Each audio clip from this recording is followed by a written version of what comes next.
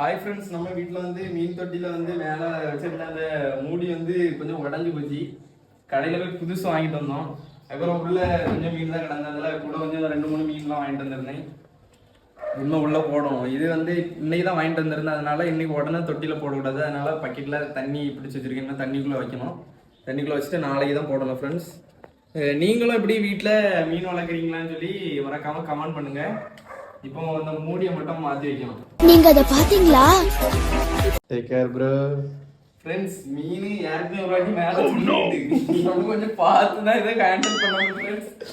பரி நம்மளை கடிச்சு கொதையும் உள்ள இருக்க வெறிக்காது.